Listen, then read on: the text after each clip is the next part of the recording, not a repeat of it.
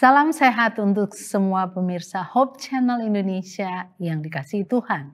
Hari ini pembahasan kesehatan kita adalah suatu hal yang sangat penting bagi saya. Yang saya yakin juga penting untuk para pemirsa, yaitu waspadai pikiranmu.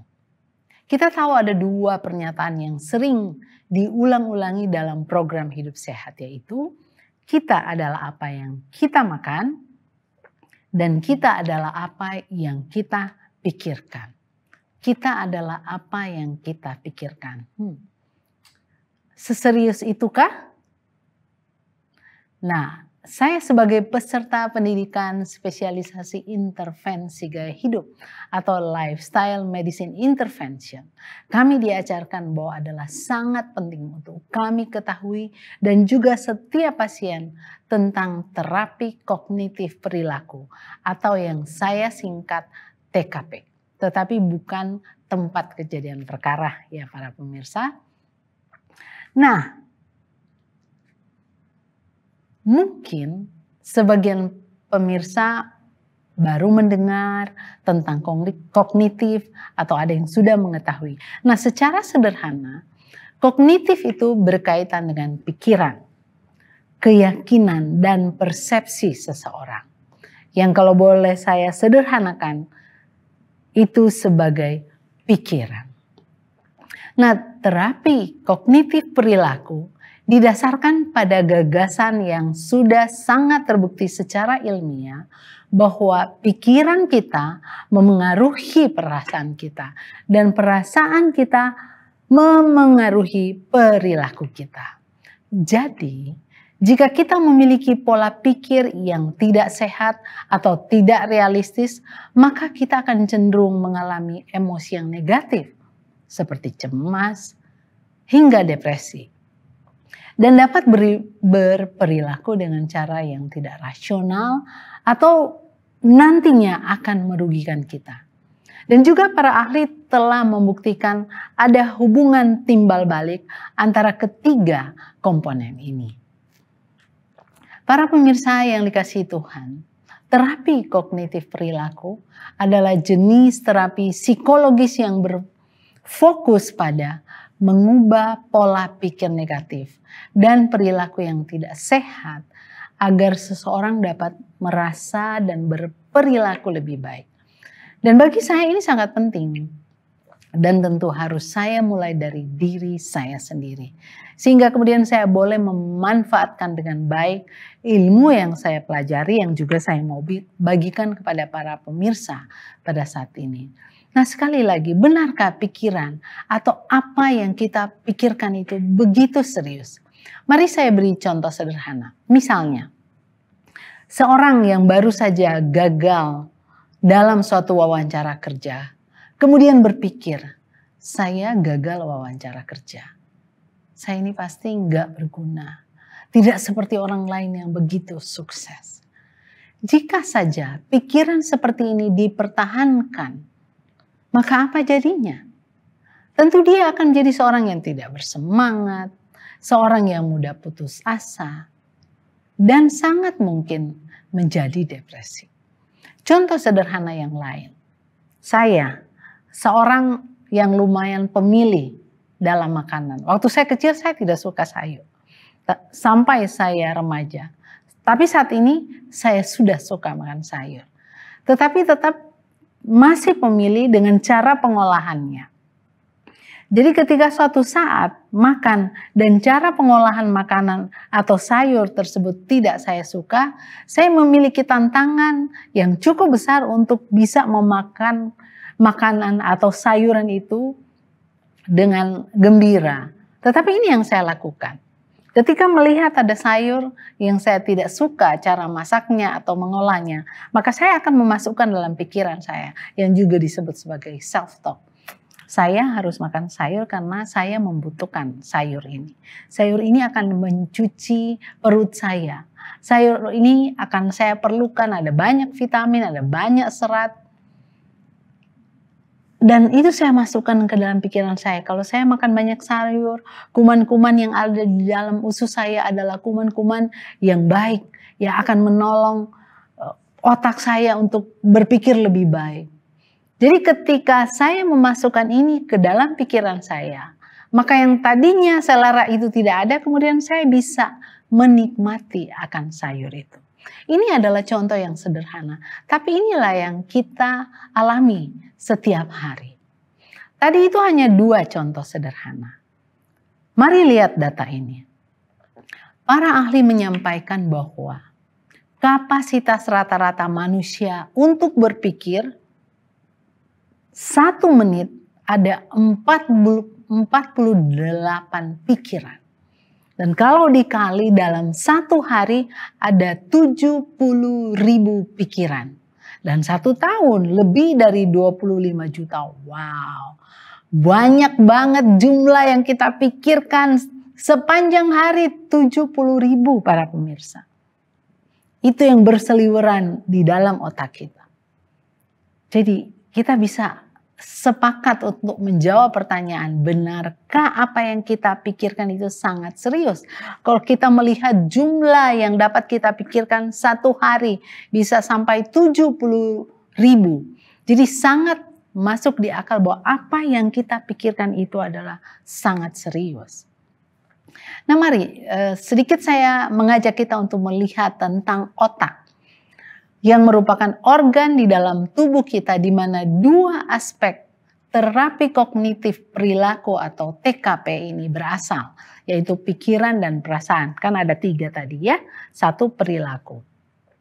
Nah, otak orang dewasa memiliki sekitar lebih dari 80 miliar sel, dan banyak sekali itu bukan.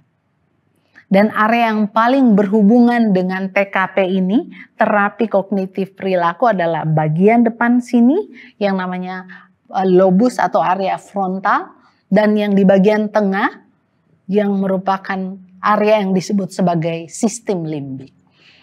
Dan sangat unik, sifat daripada sel otak ini adalah usia sel dibandingkan dengan sel-sel lain dalam tubuh, sel ginjal, sel jantung, sel otot. Sel otak memiliki usia yang paling panjang dan mati ketika kita meninggal. Dan sel otak ini sangat ajaib, rumit, dan begitu terstruktur. Menggambarkan pencipta. Penciptanya yang begitu ajaib dan sangat terstruktur. Mengapa Tuhan menciptakan otak kita ini begitu ajaib dan rumit? Karena kita tahu di otak inilah Roh Kudus berbicara kepada kita secara langsung, mengendalikan, menuntun pertimbangan-pertimbangan, dan bagaimana kita memutuskan sesuatu untuk berperilaku, untuk berencana, untuk berperasaan. Mengapa TKP itu sangat penting? Menurut Albert Ellis yang disebut sebagai Bapak TKP, masalah mental seseorang atau masalah psikis seseorang tidak disebabkan oleh kejadian luar dirinya yang dia alami. Tetapi itu sangat dipengaruhi oleh cara orang itu berpikir, cara orang itu memandang kejadian tersebut. Dan pikiran yang keliru atau keyakinan yang tidak masuk akal akan menjadi akar di mana seseorang memiliki emosi negatif dan perilaku-perilaku menyimpang yang akan merugikan dia tentu saja. Mengapa penting? Ternyata terapi kognitif perilaku atau TKP ini akan membantu seseorang untuk mengidentifikasi pola pikir dan keyakinan negatif yang berdampak buruk pada kehidupan mereka, dan tentu akan lebih mudah untuk mengubah perilaku yang keliru tersebut. Nah pemirsa, umumnya kita mengetahui dampak buruk dari kebiasaan memiliki pikiran negatif, seperti boleh baca di sini banyak.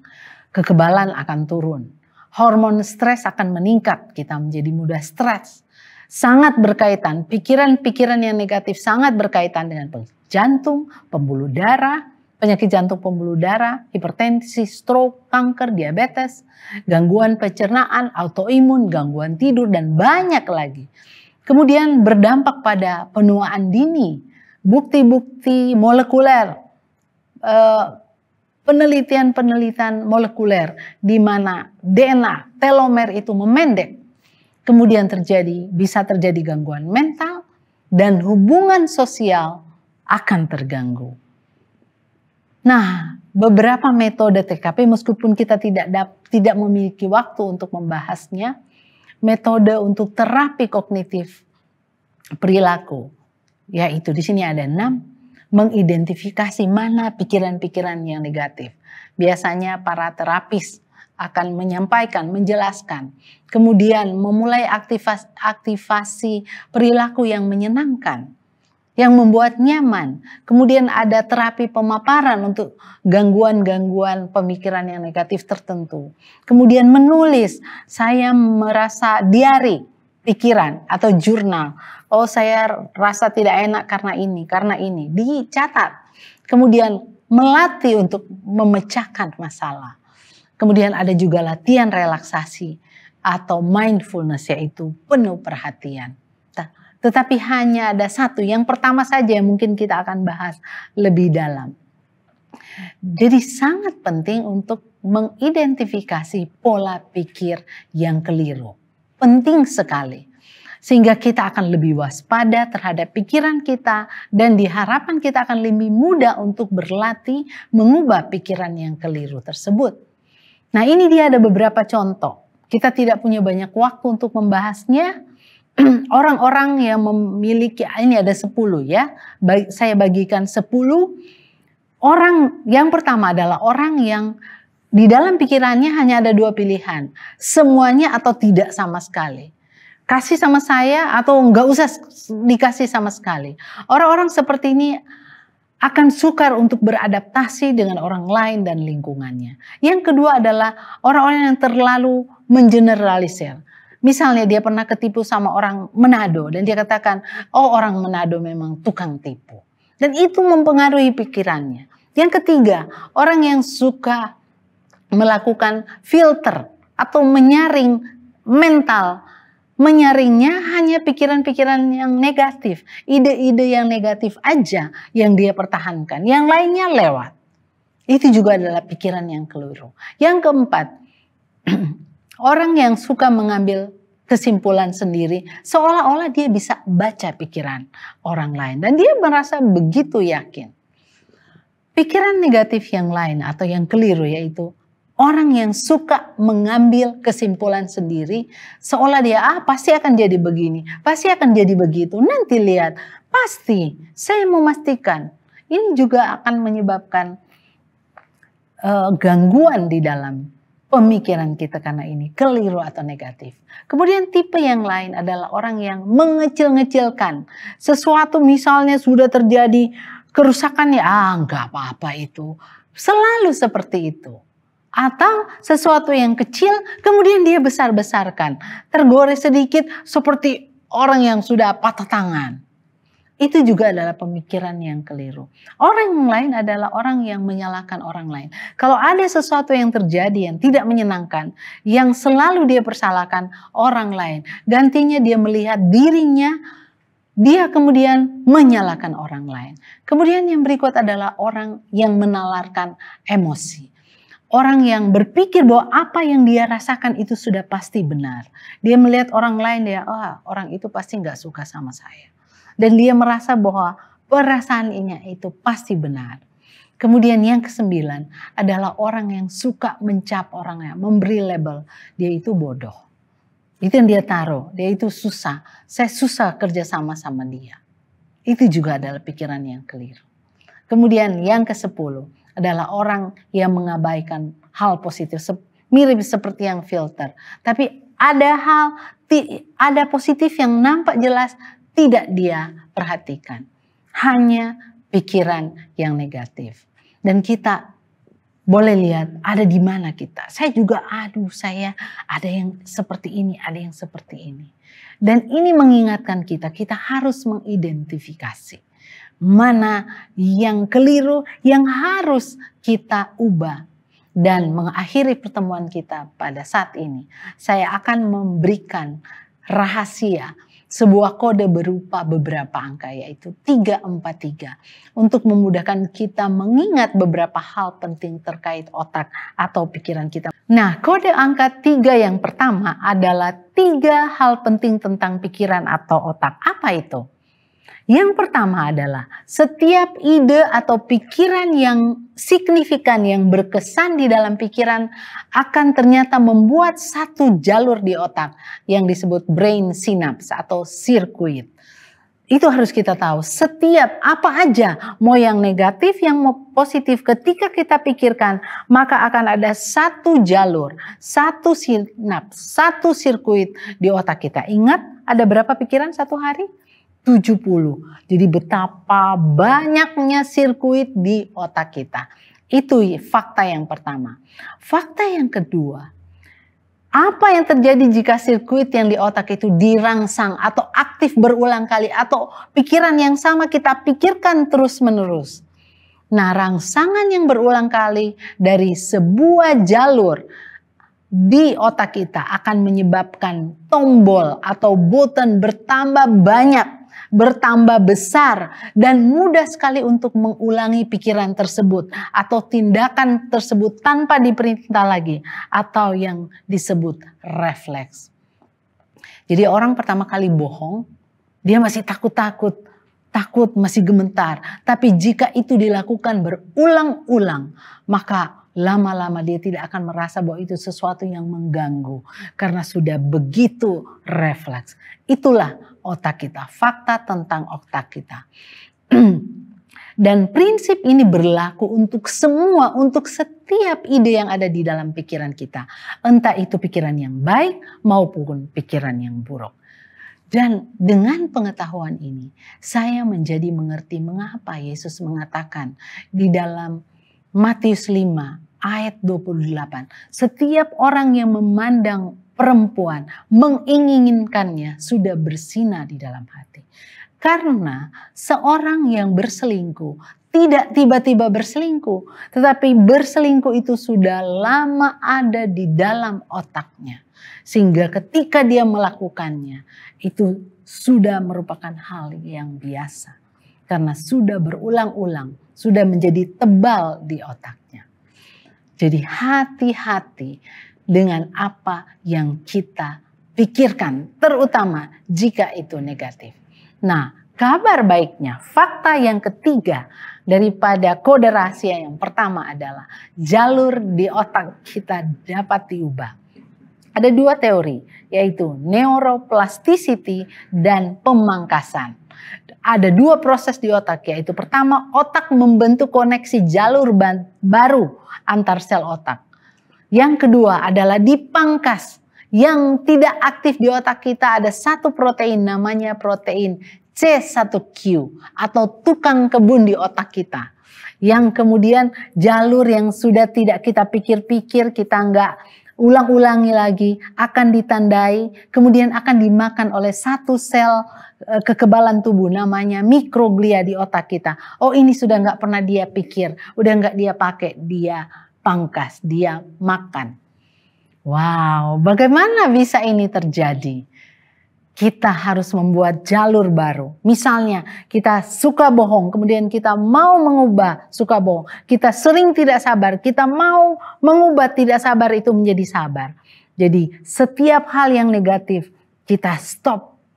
Kita stop di dalam pikiran, kemudian kita pilih jalur yang baru. Dan jalur yang baru itu kita lakukan berulang-ulang. Dan ketika kita tidur malam, ingat, peran daripada si tukang kebun tadi, C1q, pada waktu tidur malam, dia lakukan, dia tandai yang pikiran-pikiran yang jelek, yang sudah nggak mau kita pikirkan lagi.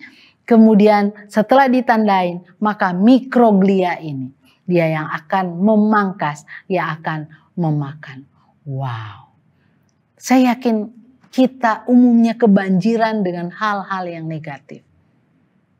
Tetapi ada harapan buat kita. Tuhan itu sangat ajaib, sangat baik.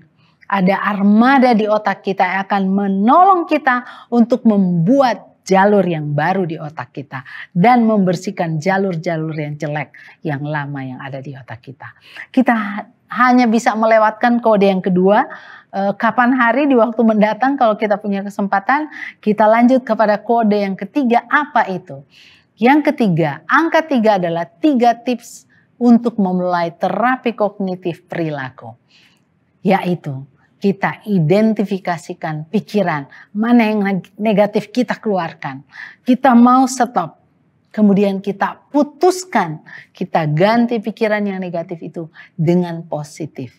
Dan yang ketiga yang dapat kita lakukan yaitu kita menghafal ayat-ayat Alkitab. Kita pilih ayat mana yang indah, yang akan menguatkan. Kemudian kita ulang-ulangi sebelum kita tidur. Dan saya yakin kita akan mendapatkan pikiran yang makin sehat. Hidup kita akan makin berbahagia. Tidak heran. Ada 2 ayat yang saya mau baca menutup perjumpaan kita saat ini. Filipi 4 ayat 8. Yang mengajarkan kita bagaimana tentang menjaga pikiran kita. Jadi akhirnya saudara-saudara, semua yang dimulai dengan yang benar. Jadi kalau itu tidak benar, tidak usah dipikirkan. Kalaupun itu benar, harus semua yang mulia, semua yang adil, semua yang suci, semua yang manis, semua yang sedap didengar, semua yang disebut kebajikan dan patut dipuji. Itulah yang harus kita pikirkan. Mengapa? Karena kita harus menjaga hati atau pikiran kita dengan segala kewaspadaan. Karena dari situlah terpancar kehidupan kita. Amsal 4 ayat 23 sebagai ayat penutup pertemuan pembahasan kesehatan kita kali ini. Sampai jumpa di kesempatan mendatang. Tuhan memberkati kita. Salam hidup sehat.